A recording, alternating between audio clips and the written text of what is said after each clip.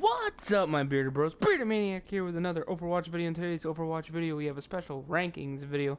Now, how we're going to do this, we're going to do the top 24 heroes in Overwatch, but first video is going to be number 13, well, number 24 to number 13. It's going to be backwards in ascending order. Now, it's going to be my personal preferences. It's going to be based on skins, meshing, chemistry, performance, stuff like that, the basics. Now, I hope you guys enjoy. If you do, subscribe so you can see the next video coming out with the top 12. Because I feel like you guys, if you are interested in this one, you'll love that one too. Now, don't forget to do like this content. If you do enjoy this, you don't have to, by no means, because in the end, the goal of this video and of all my videos is to make at least one person smile. If I did that, then I guess I'm doing my job correctly. Now, let's start this video off with number 24, our bottom hero, Mr. Irrelevant himself, the guy on the screen, as you can see, as some may call Genji. One reason that he's back here is when you have an event exclusive skin like this, I believe it's complete bullcrap. This would have been a perfect Halloween skin when the Halloween event Junkenstein's Revenge came around, but no, they held it for whatever reason. Also, I don't like his Nomad skins. I just don't think they mesh well with his character. But other than that, I just feel like, for me, his deflect's too hard to use. For me, it's too hard to use. For me. I will repeat, for me, it's too hard to use. His dash, as it does do damage, it is effective, but I feel like there's better abilities out there, so it doesn't stand out to me in particular. His shurikens are nice, but shooting 3 at a time, whether you shoot them all at the same spot or you spread them out, limits his damage. He does do precision damage, which is nice, but it limits it because it's such a small projectile and it's prone to miss, because it's one of those travels over time projectiles, even though it does travel really fast. I don't know. His ult seems like he's too vulnerable, and it doesn't do enough damage to me, because sometimes I feel like it takes like 4 or 5 hits to kill a Roadhog, which is just way too much for me. Way too much. Way too much. It's just bullshit. Yes, I call bullshit on that one. As you can see, though, by his toes, he probably wants to cut me up for saying what I'm saying. Now, overall, he is a good character. All these characters are good. All of them are good. I will probably say that many times throughout this video. They're all good. Now, also, for him, one thing that makes him one of those cringy heroes that makes you kind of cringe is the I need healing memes that are all over the internet. It just makes him unappealing to me. And major reason why he's down at the bottom is I will never ever play him in competitive. I don't see any situation where I will ever play him in competitive, because unless you're a Genji main or a Genji pro, you're basically useless to your team when you play Genji. And you're like a one-man mercenary playing with a 5-man team. That kind of thing. And at number 23, we have the face of Overwatch Origins herself, Tracer. Now, I want to make her summary quick, because I know a lot of people are going to be mad at me for putting her down this low, but Tracer, her ultimate seems too reliant on heroes like Zarya to combo ult.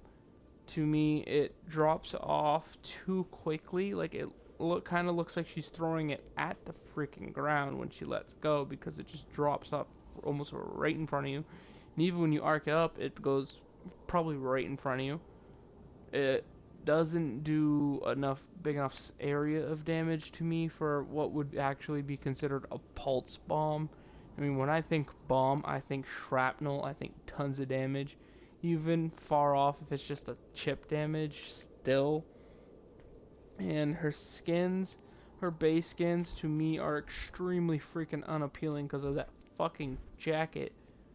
I get the jacket, but they don't change the color of the jacket whatsoever. They don't change the color of her thing in the middle, but they changed her visor. So help me God, they changed her visor. But when you look at stuff like her posh and sporty, her jacket's no longer a jacket. And even so, if it is, they changed the color. I mean, the good things about her, though, are her blink and recall ability. Those are incredibly helpful for tracers. She's extremely annoying to deal with on the other team, unless you're the right hero. I don't think I've successfully hooked a single tracer with my Roadhog. That's just me. Then again, I suck. If you've watched any of my videos, you know I'm probably average gamer at best. And there's not much to it. Other than that, I really don't got much to say. She's another hero I will probably never, ever play in competitive. Her and Genji both. And so with the next hero too. At number 22, we have Sombra herself. I will never play her in competitive. Why? Because I don't believe she is enough of a utility in competitive for me, where I'm not really good with her. So offensively, it would kind of hinder my team trying to take care of the other team when I can't really aim her gun that well. And it's just not very effective. The best things I could do with her are the hacking of the health packs, hacking of the enemy, that kind of stuff. But her biggest knock for me, even though she has some of the coolest skins, and I will brush through her skins real quick while I talk about this, is her invisibility ability. I get the fact that once you shoot someone who's invisible, they're no longer invisible, but I feel like they should change that in a way to where either maybe when you shoot her after she goes invisible, she's no longer invisible to you, but she still is to other people, kind of like you tagged her almost, so you can see her, but doesn't mean other people can. Either that or it sparks. So, like, imagine an electromagnetic field going around her, and when you shoot her, right now it's currently disabled. But imagine that after, when you shoot her, it kind of sparks, so her invisibility doesn't last long anyway. But with this, like, update, it would kind of, like, flicker on and off, like, not rapidly, but where you could see her every now and then. I don't think that would be too bad, and, like, the more damage she takes, the more time is in between the flickers. Granted, that's just an idea. I think it's a really good idea, but it's just an idea. Now, like I just said, I will never, ever use these bottom 3 heroes in competitive. Like, the people from now on, I would at least consider using in competitive. Consider. Which is a big point to me. If I'm not going to consider you in competitive, you're in the trash can. You're down below, whether you're a bad hero or not. But granted, none of these heroes are bad in the first place, so that helps. She does have an Uzi. It does great damage. Too unwieldy for me, though. I've never really been a fan of submachine guns, even in Call of Duty, or high rate auto rifles in like Destiny or something like that. Her character design is, to me, unique and awesome in the world of Overwatch, except for her skins kind of are reminiscent of the Punk Tracer skins, but I digress on that. It's not really a big deal. And I don't know, guys, you might get mad at me for having Genji, Tracer, and Sombra in the bottom 3, but like I said, these heroes are great heroes. They're granted, they're all fun to play. Like, I do like going against AI sometimes and playing Genji and just messing around, but if I start taking things seriously, I can't play any of these guys and have a good time. That's the knock on these 3. It's not much more than that, but it's still a big issue. And who knows, maybe one day it will be fixed and it will be resolved. But until then, this is where they rest. Down a little bit too. And at number 21, we are making progress. We have the French femme fatale herself, Widowmaker. Now, you look at her skins, I understand this one right here. overall, I just don't think it looks good on her. Mainly because all the powder on her face just is off-putting compared to normal. And this one, I don't get what's happening with her hair. It's kind of freaky, scary. Her normal skin's like that. I do like the suits. They could be a little better. That one, I get she's French and it's like a ballet dress thing. I'm not sure.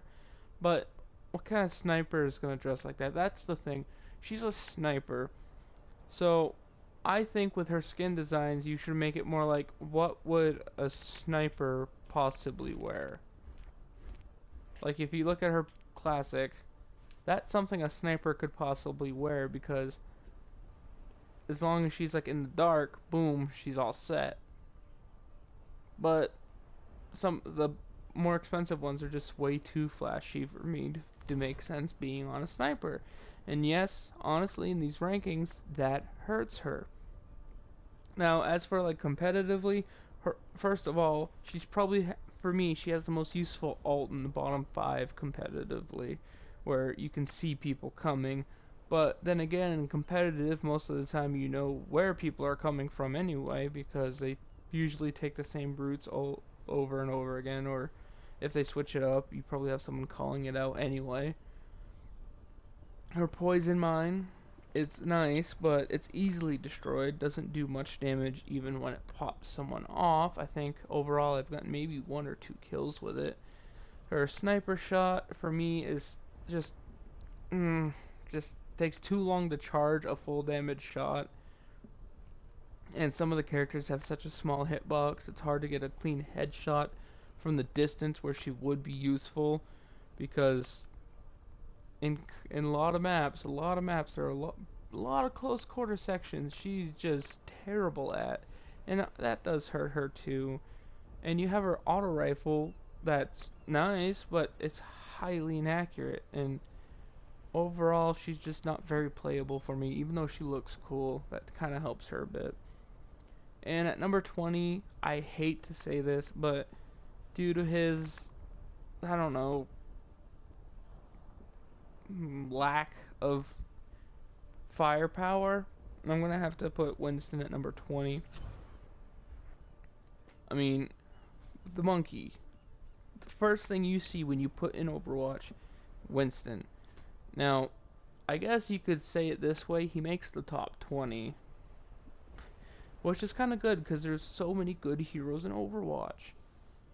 Now, with his skins, I don't think they really knock him back at all, because the concept is he's a monkey in a freaking spacesuit with a jetpack, or at least something along the line, so there's not really much you can do.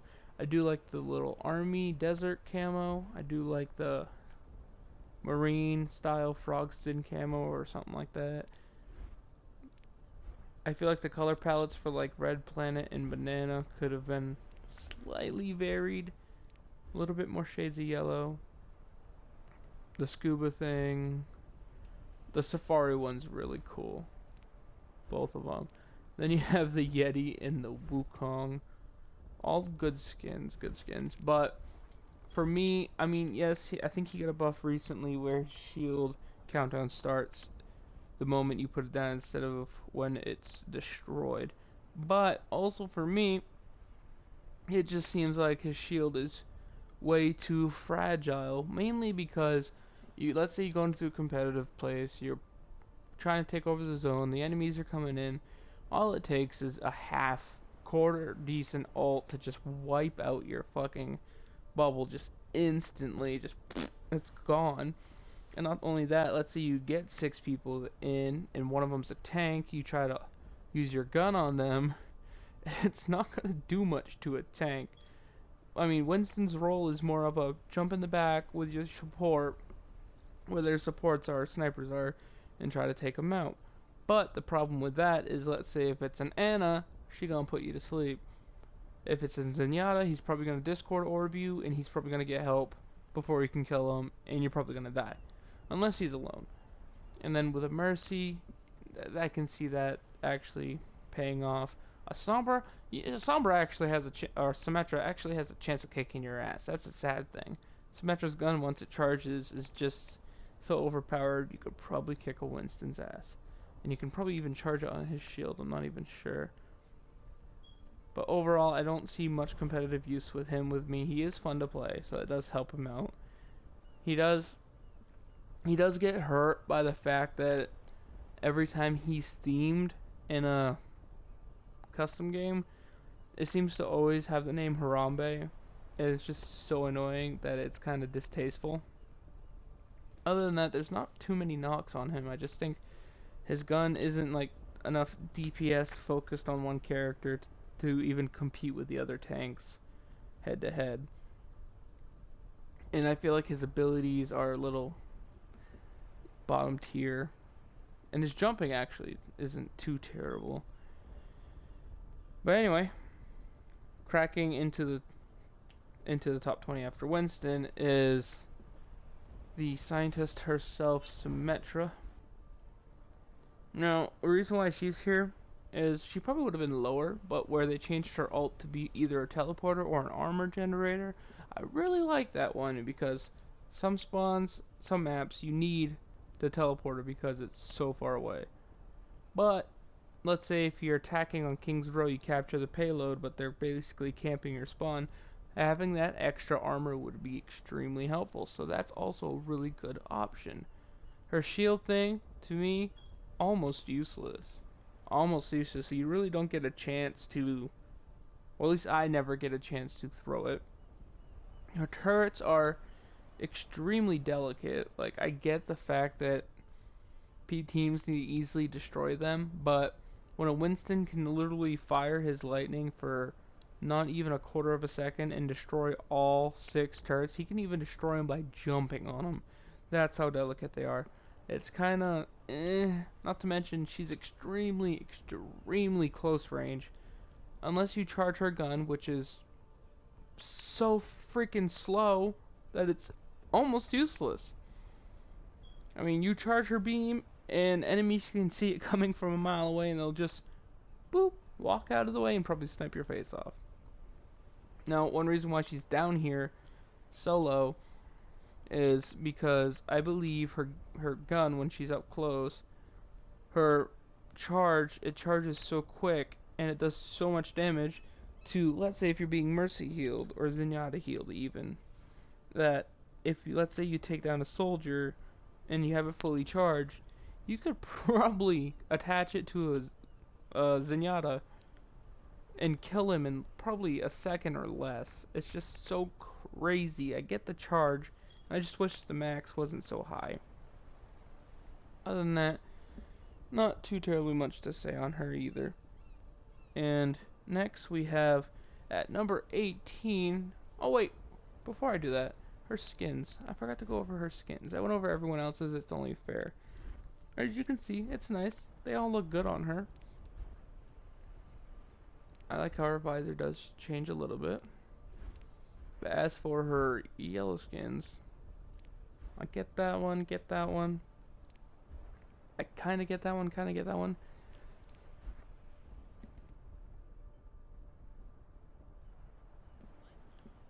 Nothing sticks out to me as, oh, this is an amazing skin for this character, I need to have it, kind of thing. So that does kind of hurt her. And as I was just saying, number 18, we have Torbjorn, the Swedish engineer. As you can see, I have a Blackbeard pirate skin right here.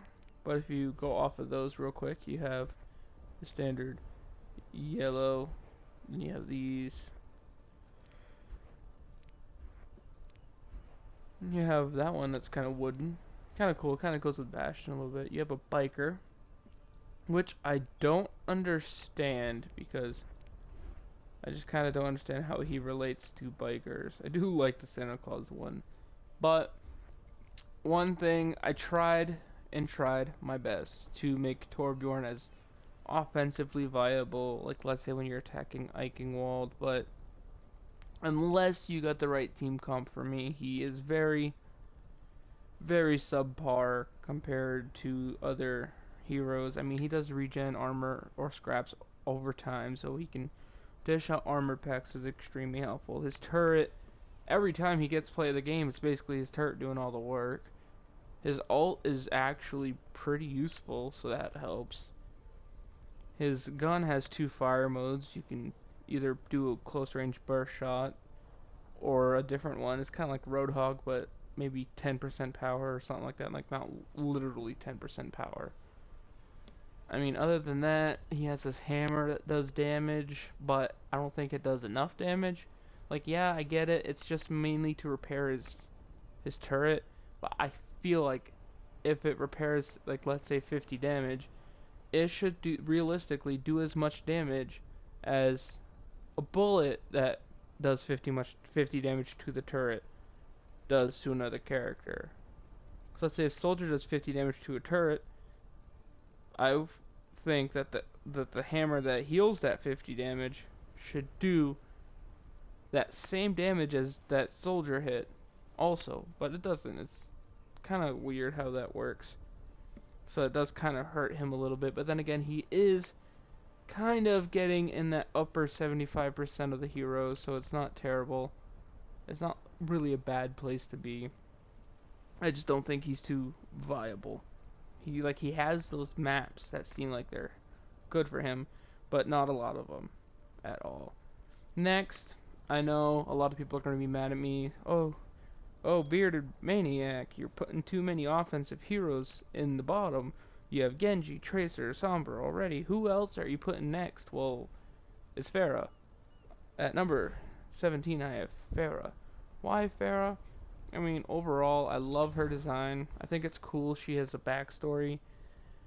I kind of don't get why they make her look like a machine face. It's kind of off-putting.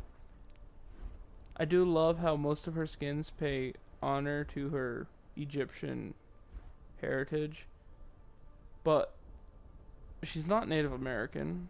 I don't think. I don't think she has any connection to Native Americans, so I really don't see how those fit whatsoever. But her base skins, as you can see, they provide a little change in tone, which is nice. It's nice.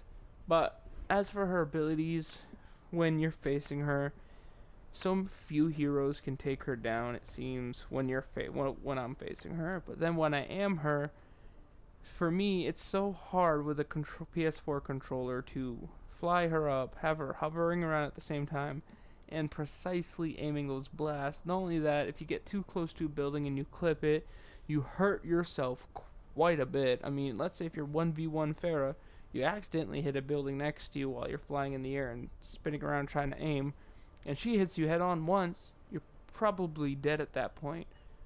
Another thing that knocks her down all the way down here is her ult. Now, you're like, oh, but her ult's amazing. It does a lot of damage. Yes, it does. But for me, I feel like it's only if you catch them by surprise. If they see you and if they're kind of spread out and you're ulting, you're probably gonna get sniped or soldier ulted or McCreed in the face. Something like that's just going to happen. So that puts her down here. And then coming into the final 4 slots of the bottom 12 is Anna at number 16. Now, is it fitting that mother and daughter are right next to each other? I didn't even notice at first making this list. But one reason, this fucking skin right here gives people nightmares. I guarantee you there's at least 100 people out there who get freaking nightmares because this skin is just so freaking creepy. Other than that, her story's pretty cool, but I'm not basing anything on story. Her skins overall are cool. You can see her jacket changes a little bit, but I feel like the main color on her thing shouldn't just be black all the time. It kind of detracts from some of the more subtle colors. I do like how she looks when she's younger. She kind of does look like Pharah, but not quite. Her Shrike skin is actually pretty damn cool too. Her Wadjet is kind of, I don't like it. I understand the story behind it, but I don't really like it. mainly the color, the pale green and the white with the dust or whatever. Or this one, the red and the yellow and the gray and the greenish. It just doesn't mesh well with me. But recently, she did get downgraded mainly because of that recent nerf that came out. If I was going to use her in competitive, I sure as hell am probably never going to use her in competitive again, personally for me, because I'm not a really good Ana, and I don't want to weigh my team down that bad. So if I want to run healer, I'm probably going to run Mercy or Lucio or Zenyatta. Those are my top 3 healers. No, then again, they're 3 out of the 4 healers. And her ult, extremely useful, but the 3 major things that knock her back the most is A, I don't see her being competitively viable for me because I'm not that good with her. Not saying she's bad and competitive at all. People who are really good with her make her look amazing. But for me, her ult, you can have if you don't communicate it well enough and your ally's not close enough, you have teammates running in front of you, ruining it. And same thing with your healing dart. Let's say you're about to take down an enemy, and then boom, a teammate slightly not runs in front of you, but kind of runs offset to in front of your scope. The hitbox and hit markers on Ana is so fucked up that it will probably register as you hitting your teammate. Not only that, but if there's let's say if there's offensive heroes in front that need healing and you're trying to snipe them and there's a tank just blocking them off, running back and forth, just blocking almost every shot, it kind of makes her less effective. Her biotic grenade did get nerfed too, so it doesn't do as much damage and it doesn't do as much healing. So that kind of sucks. Her most useful feature to me, that also one of her most unique ones, is the sleep dart. That can come so clutch. You have an ulting Winston or an ulting Soldier or McCree, you just put him to sleep, bam, you're done. Only thing that kind of sucks about it is as soon as you get damage, you wake back up. So if you do have an ulting Winston and someone wakes them back up immediately, you're probably still a little as fucked as you originally were. So it does rely on communication a little bit. And coming in at number 15, you have the recently buffed Superman himself, Bastion. Now, I'm not saying he's a bad hero at all. He's really good. He's competitively viable. He's good on offense. He's good on defense. He's good on escort missions. He's good in sniping positions. He's probably good behind a shield. But, biggest knack on him for me is his ult still seems very, very underwhelming compared to his overall just offensive capability, because yeah, it can one-shot offensive heroes, but if you headshot them or if you focus on them with your turret, they're probably dead just as quick. And it doesn't last that long to me for some reason. And let's say if you're going up against a diva, she'll probably eat up all your shots and there's really nothing you can do about it. Your healing feature is nice and it does have a recharge, so it doesn't make it seriously OP. But the clip size on his turret is just freaking ridiculous. 300 rounds seems just too much for me. Just too much. It's too much. I would like to see that go back down to where it was. Then you have his skins. Now, that's another thing that hurts him. I mean, I do like playing him, but his skins are just so fucking ugly. You don't see the underpaint really change at all, and I wish they did. And with his base skins, you don't even see the bird change at all. But with his better skins, you see the bird slightly change every now and then. Which makes it seem, oh, if they did that, then why couldn't they change it with anything else? Some of his skins are cool. I get the antique and the wood bot, but no one's making a robot out of wood. The theory on that alone is just stupid. You have the Chinese New Year one. You have the Tombstone one, which is actually looks nice. Then you have the BlizzCon one, which guess what? You only get this one if you went to BlizzCon. So good luck trying to collect everything for Bastion, because if you did not go to BlizzCon 2016, you fucked. So guess what? I'm fucked. So yeah, that might knock him down a little bit of his skins overall. And at number 14, we have the Russian wrestler of bears. We have Zarya. Now, originally, in my worst to first countdown, I believe she was absolutely dead last. But I've grown to see how useful she is. Because her shield charge on an... Let's say if you can shield charge your healer and save her while your heroes regroup, it can become useful. Like, let's say if it's just you and Mercy left, you shield her, she can go in for the res.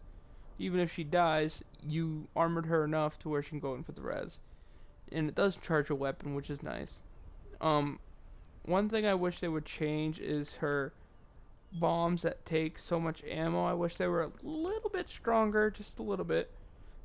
And I wish her Graviton Surge had a stronger original radius pull-in.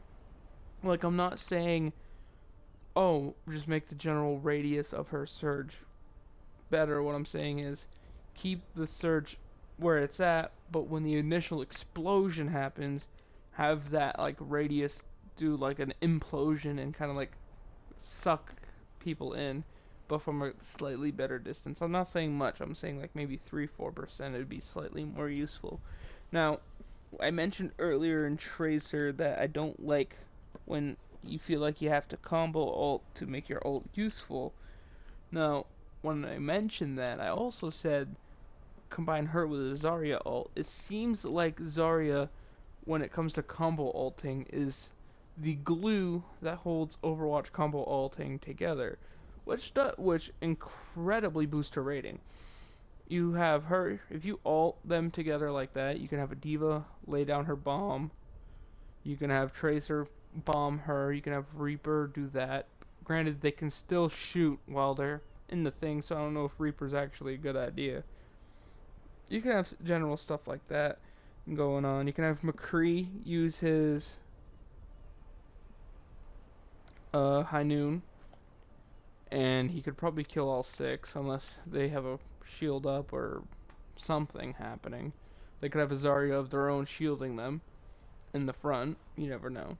Her skins, I do like them. I do like her tattoos. I like her frosted skin. It's nice. It brings heritage to the cold Russian winters, depending on where you are in Russia. Other than that, her base colors don't change too much.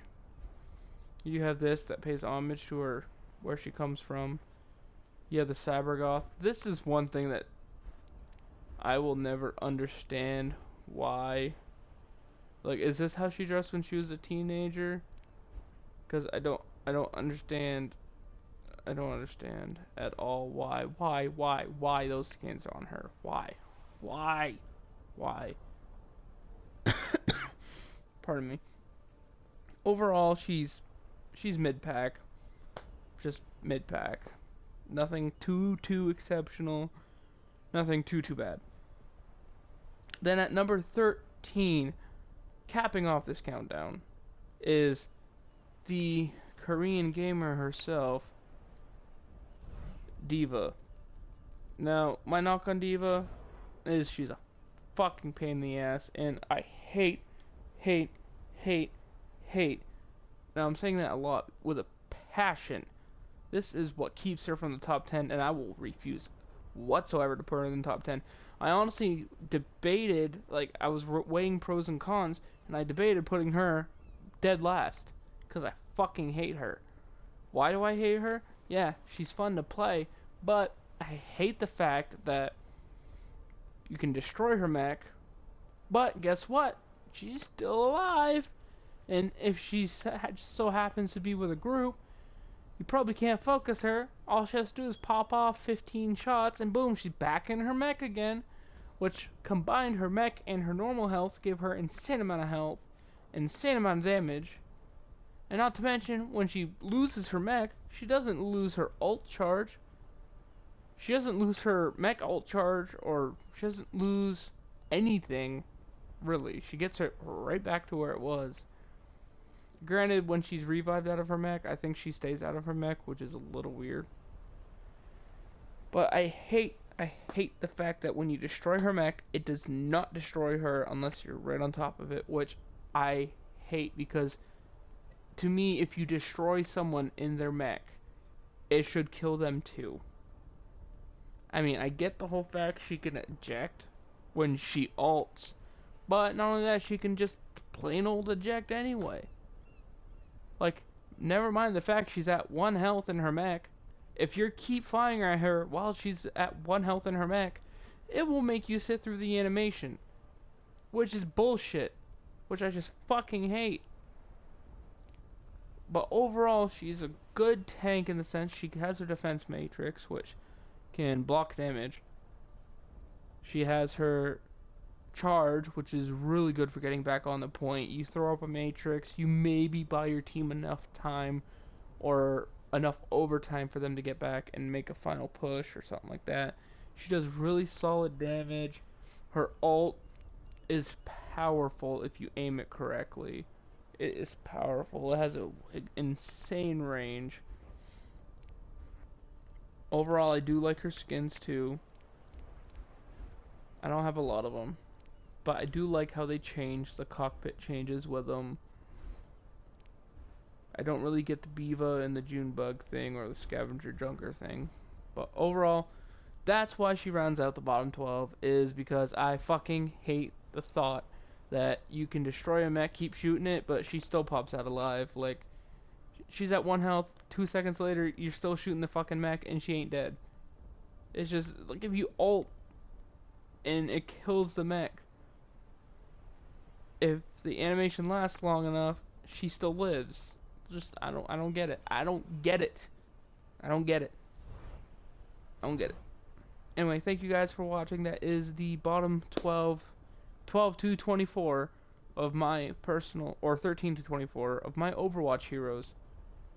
Now, like I said, if you did enjoy this video, or if you disagree with any of the selections, let me know. If you want to wait until 1 through 12 comes out, that's also appreciated. Don't forget to like this one and that one. I might make a separate playlist for both of these, who knows, just in case more heroes come out.